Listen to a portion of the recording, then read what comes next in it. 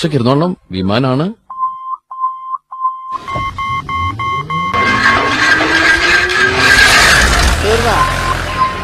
അപ്പൊ പോവാല്ലേ? ഓക്കെ.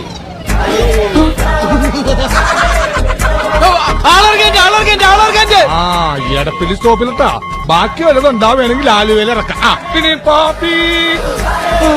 അയ്യോ അയ്യോ എടാ ഭ്രാന്തൻ, അയ്യോ ഇതിനകത്ത് ഭ്രാന്തൻ വെച്ചോ.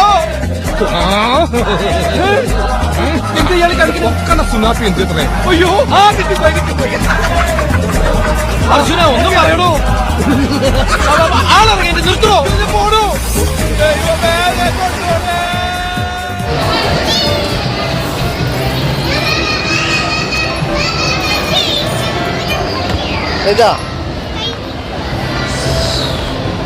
പഠിച്ചോനെ നിങ്ങള് കാത്തോളി.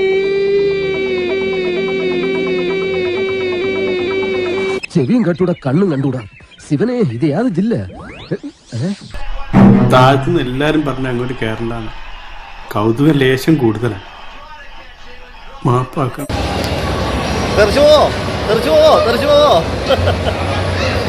രണ്ടു ഓലക്കീറോ വെള്ള തുണി എടുത്തോളൂ എന്നെ മൂടാൻ. എനിക്ക് ദേശത്തെ വഴിയേറിയില്ലാന്ന്. തട്ടണമെന്ന് പറഞ്ഞു ഞാൻ ഇങ്ങനെ ആരും മുട്ടാറില്ല, അതുകൊണ്ട് സോറി. നിനക്ക് ഇത്ര വലിയ കണ്ണുണ്ടല്ലോ, മത്തയ്ക്ക പോലെ. ഗിയർ മാറ്റുമ്പോ ക്ലച്ച് ഒന്ന് അമർത്തണോ? അതിന് ക്ലച്ച് എവിടെ? ക്ലച്ച് വേണ തനിക്കിപ്പോ വേണ ക്ലച്ച്. എടോ എടുത്തോട്ട് തിരിക്കാം. ഇതൊന്നും നേരെ പിടിക്കാൻ ആർക്കും വല്ലതും കൊടുക്കണം. അനാവശ്യമായിട്ട് സ്റ്റെയറിംഗ് അങ്ങോട്ടും ഇങ്ങോട്ടും വെട്ടിക്കരുത്. കുഴി ഒരു ചെറിയ കുഴി ഉണ്ട്, പേടിച്ചാൽ വലിയ കുഴി വന്നാലും എന്ത് ചെയ്യും? ആ സെക്കൻഡിലിടും കാണട്ടെ.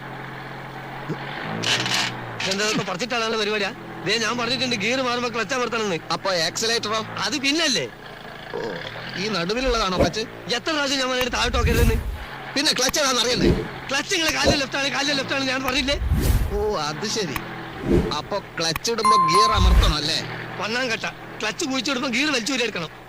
അപ്പൊ ബ്രേക്കോ? ബ്രേക്ക് ഇടുന്നതെല്ലാം കൂടി പണ്ടാൻ അടിക്കാൻ ശേഷം. ഇതൊക്കെ എന്ത് വസു, ദേ തോറ്റ് തുന്നമാടി വന്നിരിക്കുന്നു നിന്റെ മോൻ. അവനെന്തെങ്കിലും തിന്നാൻ കൊടുക്ക്. ഒരിത്തിരി കൂടി സ്പീഡ് ഉണ്ടായിരുന്നെങ്കിലേ ഈ വീടും കൂടി അങ്ങോട്ട് പൊളിഞ്ഞേനെ. എനിക്ക് എന്ത് രസം ഉണ്ടായിരുന്നു.